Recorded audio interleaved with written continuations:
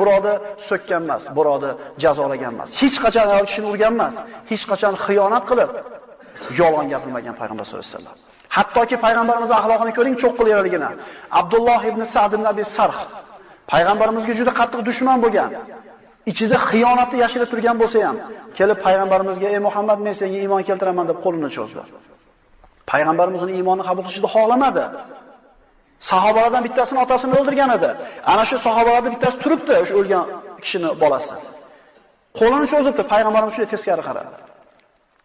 "Ey Muhammad, men senga iymon keltiraman" dedi. Ikkinchi marta dushmani bilan qilyapti muomalani, birodarlar, ko'rib qo'yinglar.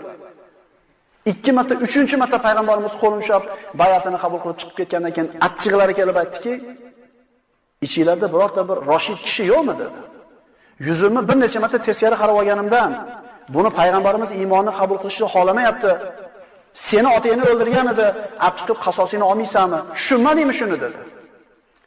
Deganda sahobalar: "Ya Rasululloh, shu sezmay qolsa ko'z bilanmi ishora qilib qo'yganingizda kifoya qiladi" deganda payg'ambarimiz: "Ma kana li nabiyyin an takuna lahu kha'inatul ayun." Payg'ambarga hatto ko'z bilan xiyonat qilishi mumkin emas dedi. Dushmani bilan qilayotgan muomaladan payg'ambarimiz to'g'ri ochiq edi. Xiyonatni ko'zi bilan ham qilgan emas. Biz taniymizmi Muzo sollallohu alayhi vasallamni? Payg'ambarimiz payg'ambar bo'lguncha buyuk inson edi. Sodiqul amin edi. Ishonchli, rostgo'y edi. Payg'ambar bo'lgandan keyin kana xuluquhu al-Qur'an, axloqi Qur'on edi.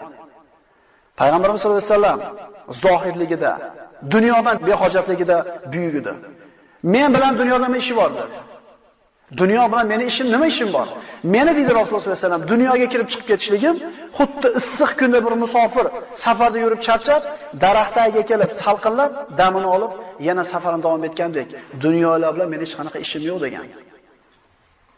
Biz taniymizmi u zotni? Nabiy sollallohu alayhi vasallam buyuk inson edi.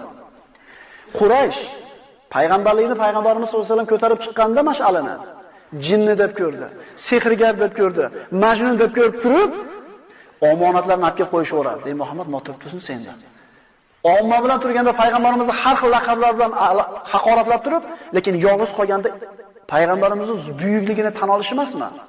Endi payg'ambarimizni ko'ringki, buyuk insonligini. Hijrat qilib ketadigan kunda omonatlar bor edi payg'ambarimizda. Ha, bizda odam nima qiladi? Ha, bir kuydiray senlarda. Menga shuncha qiyinchilik bergan, bir ko'rsatay senlarga, kuningni kuydiraman demasdan payg'ambarimiz buyukligini ko'ringki, mana shu joyda ham ibrat bo'ldi. Ali roziyallohu anhuga omonatlarni bitta tanishtirdi. Kim falonchilik deb. Payg'ambarimiz hayotda birorta bir payg'ambar bo'lguncha ham